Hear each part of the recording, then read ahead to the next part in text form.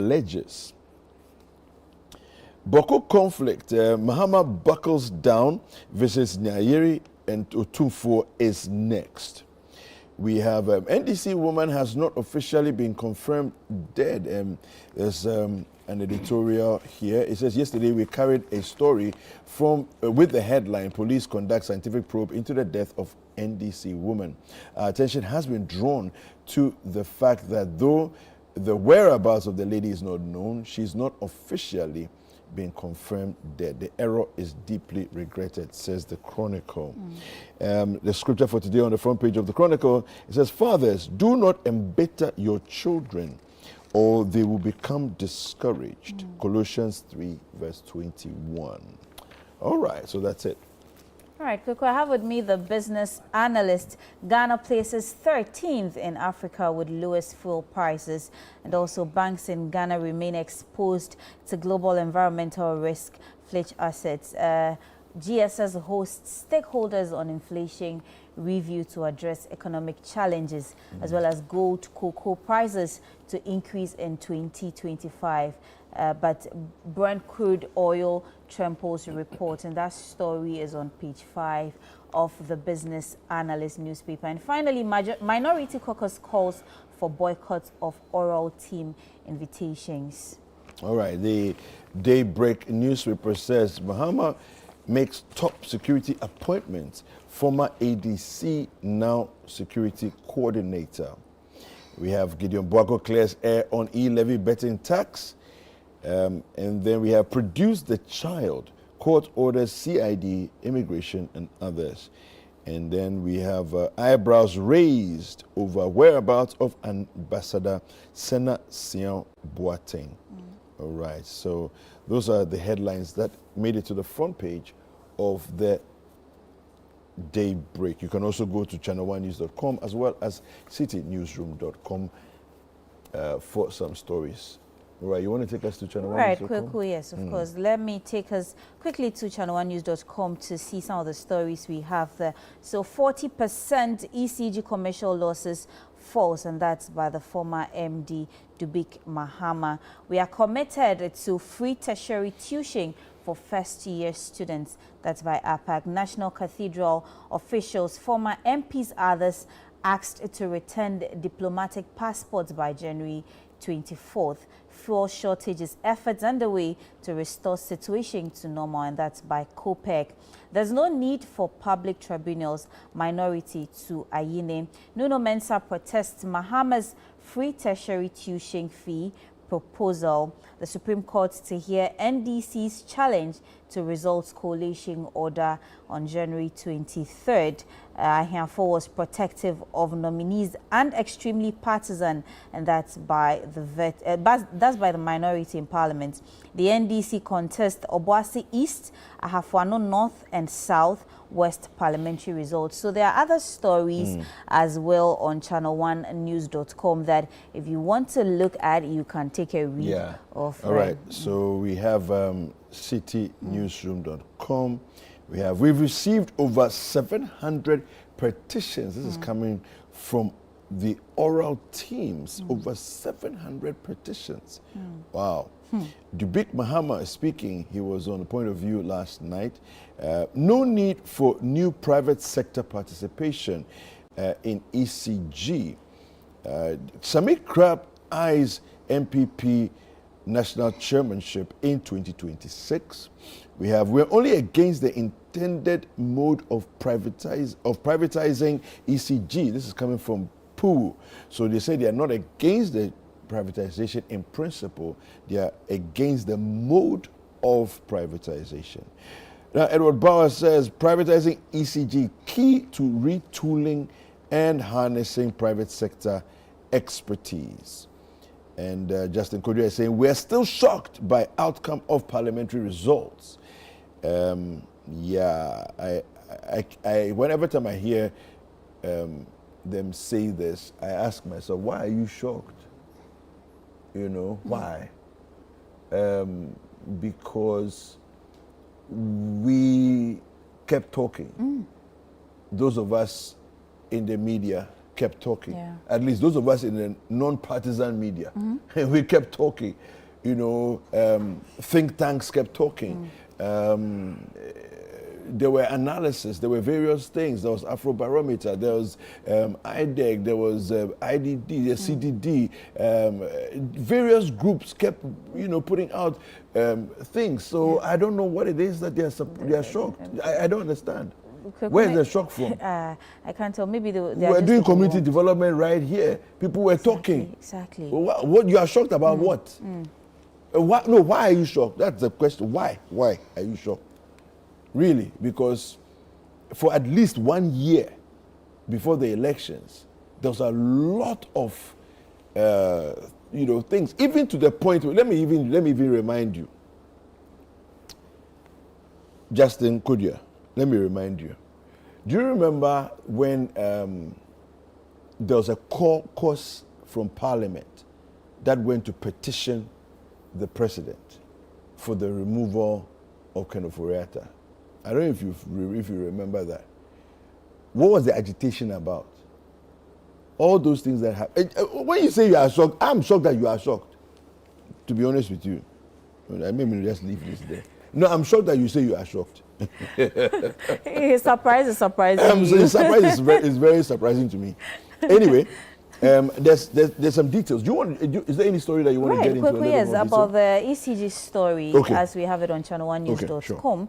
So let me just quickly take us to channel1news.com. 40% ECG commercial losses false, and that's by Dubik Mahama. And the story was written by Letitia Osei. Former Managing Director of the Electricity Company of Ghana, Samuel Dubik Mahama, strongly rejected claims that the company suffers losses as high as 40%.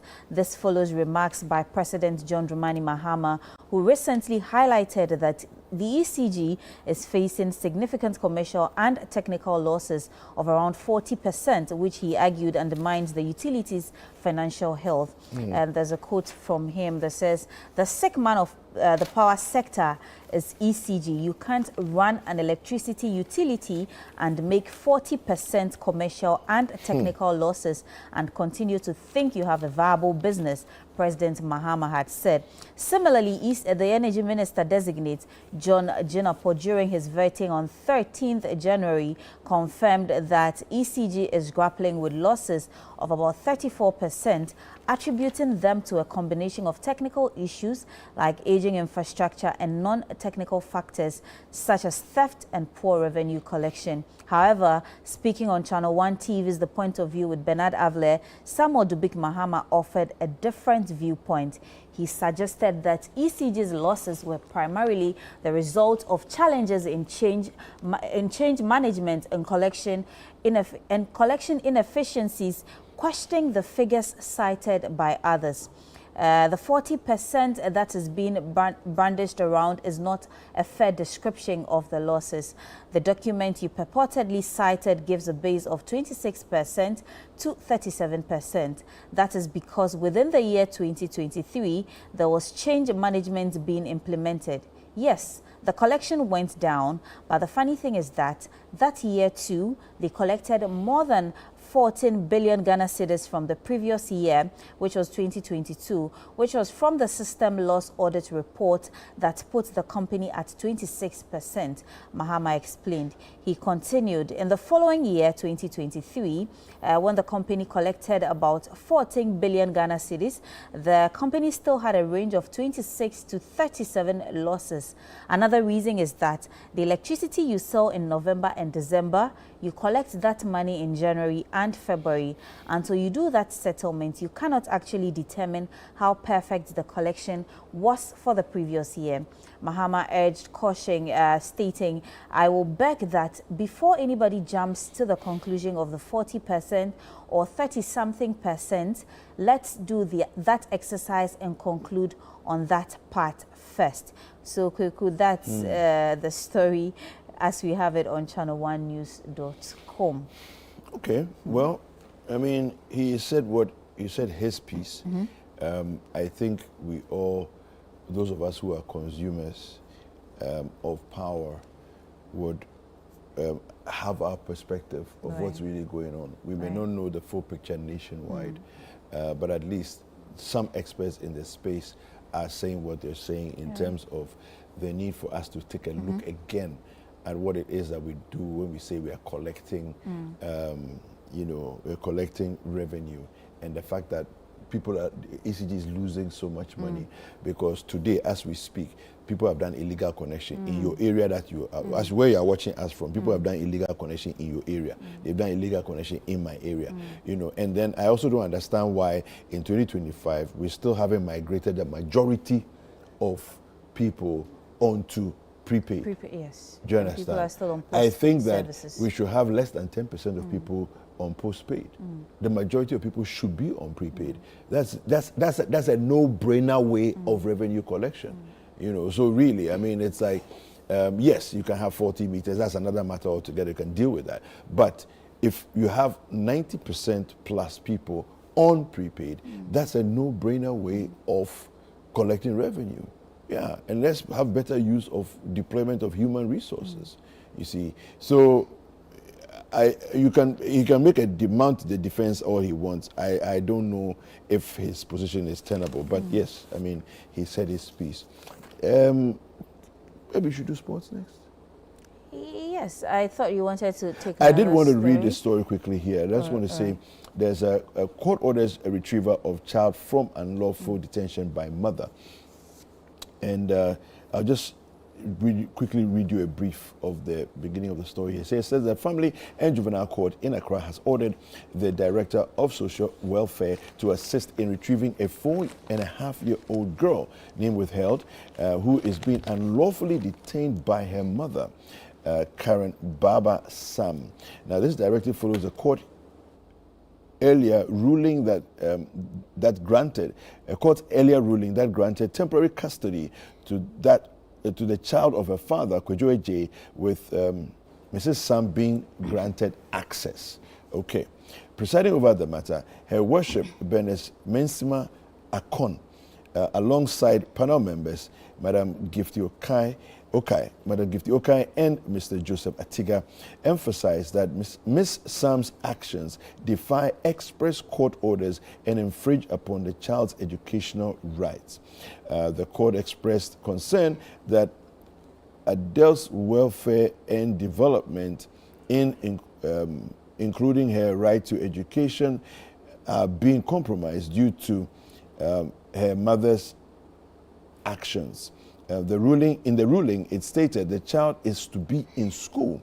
The Director of Social Welfare is hereby ordered to aid in the retrieval of the said child as her educational rights are being infringed upon. So the background to this case has also been given here, and you can grab the Chronicle, page 2, has that story. Yeah, it's a very emotive kind of case, and I just hope that the child receives the best care possible. She's only 4.5, and that it shouldn't be dragged out, because she's supposed to be in school. Yes. And the law protects the child. Our constitution protects the child. And the court had ruled that the child should be in the father's custody because I'm sure it's because of maybe means of taking care of the child. And so the mother has visiting rights and access rights. But it looks like the mother has decided that once you've come to me, you are not going back.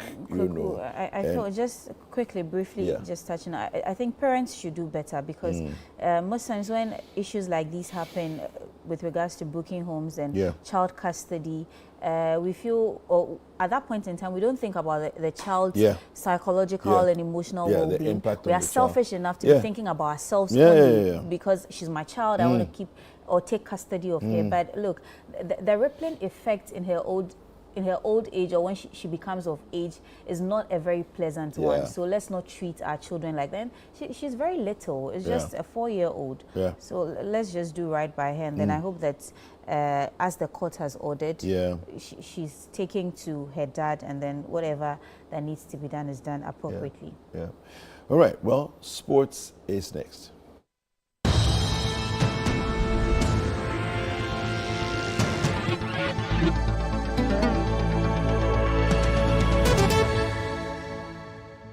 Welcome back. Now it's time to do some sports stories. Let's start off from the camp of the Black Stars as the GFA poised to sack assistant coaches John Pinstall and Joseph Lohman.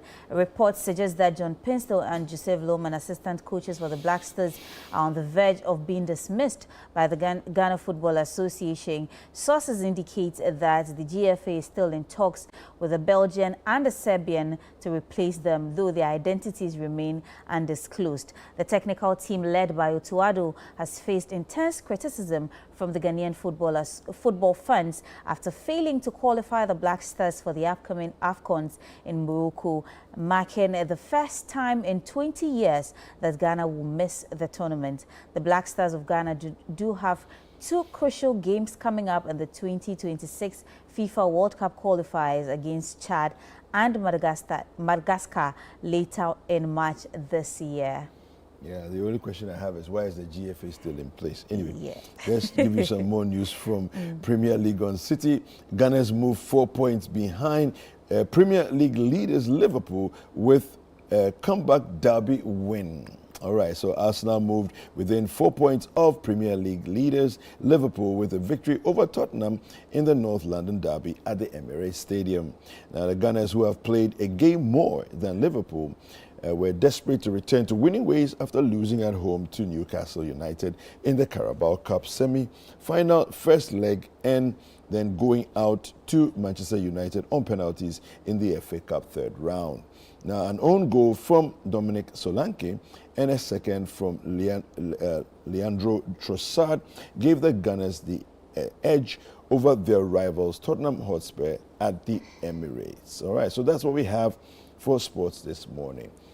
We are going to take a real quick break. When we come back, we're going to delve into some conversations about cervical cancer. You know, January is when we focus the torch, we shine the light on cervical cancer and the importance, the need to always get checked as frequently as possible. Right. We'll be right back after this break.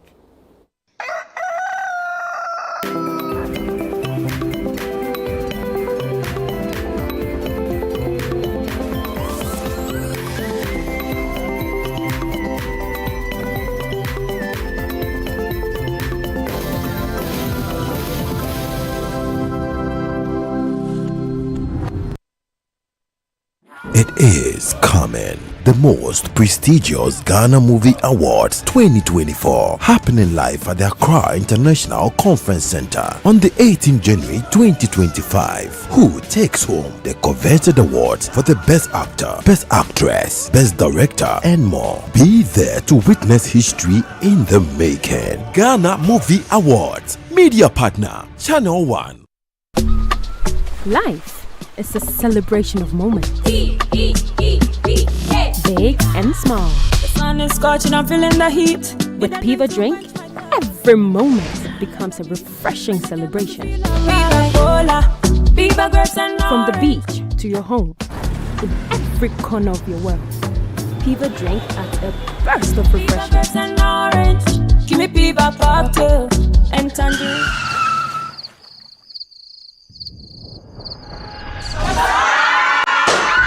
Celebrate every moment with Piva Drink. Refreshment for every occasion. Piva Drink, a taste you will love. P for Piva. This advert is FDA approved.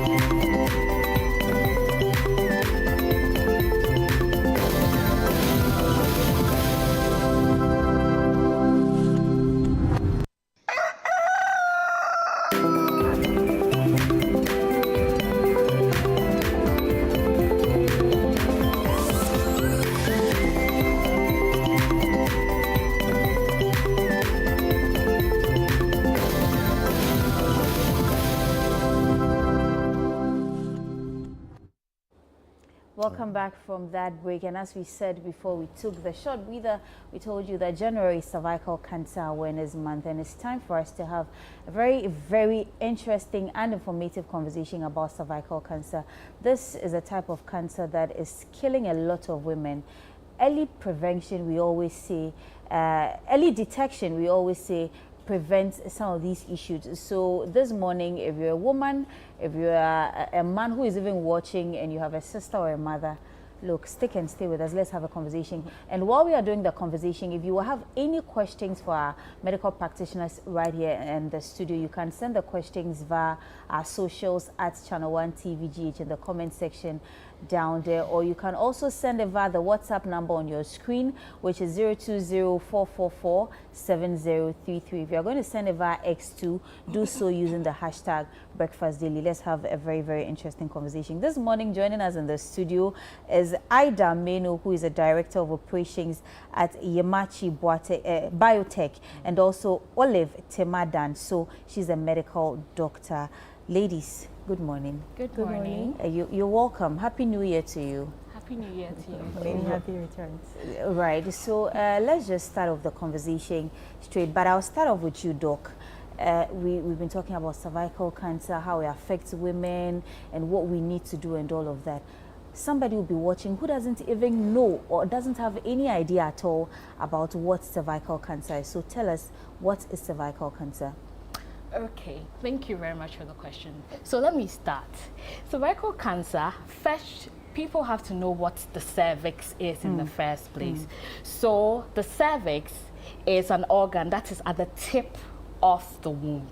So when you see the womb where the baby lies, at the neck, the tip there, that's what's called the cervix.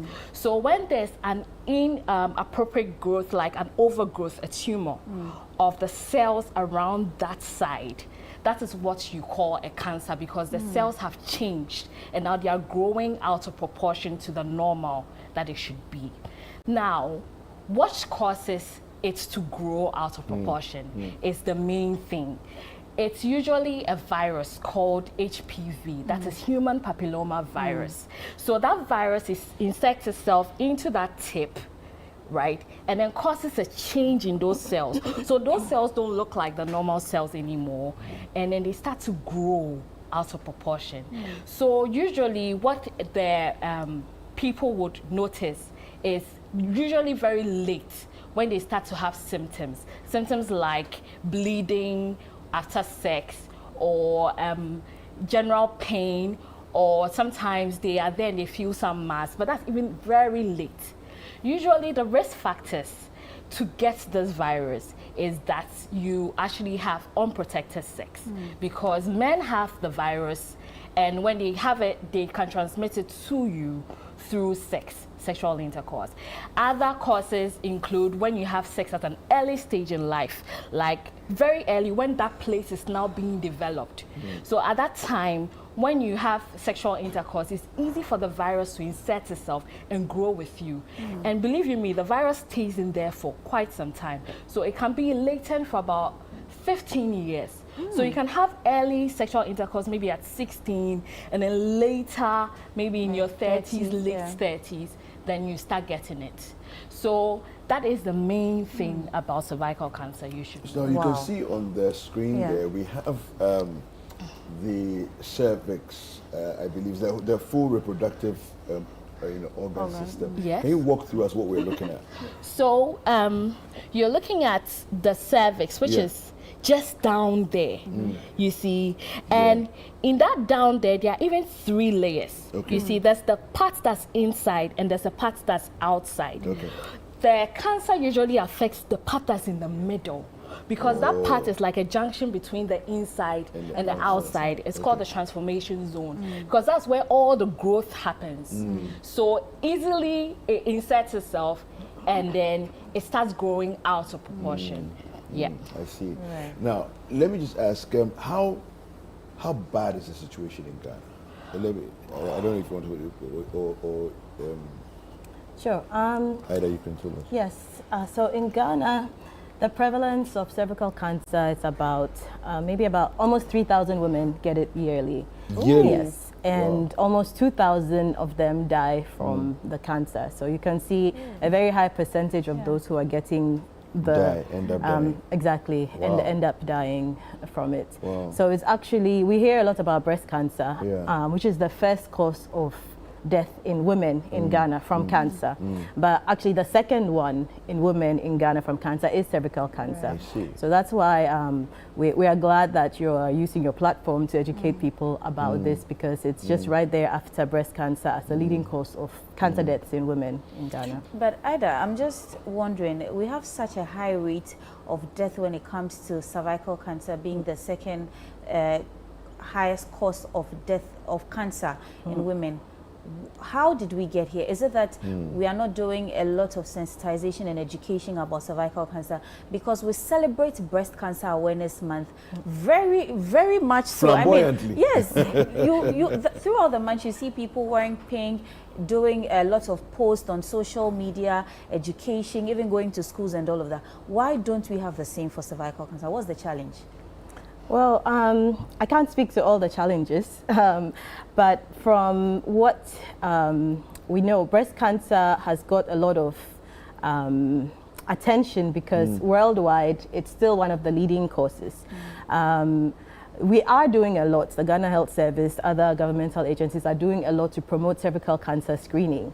But what is not happening is the women actually doing the screening. Okay. So in other countries where they're combining screening like pap smears with HPV testing, which is what we at Yamachi Biotech do, you see that the incidence of cervical cancer has come down a bit. So it's not as huge a focus for them as it should be for us, which is why we are doing our best to sort of get the word out that you should be screening regularly, and Dr. Olive can confirm it should be about every 3 years. Yeah. Maybe sometimes instead of, you should be getting an HPV test.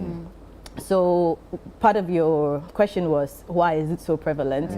Because HPV, human papillomavirus, as Dr. Olive explained earlier, it's a sexually transmitted infection.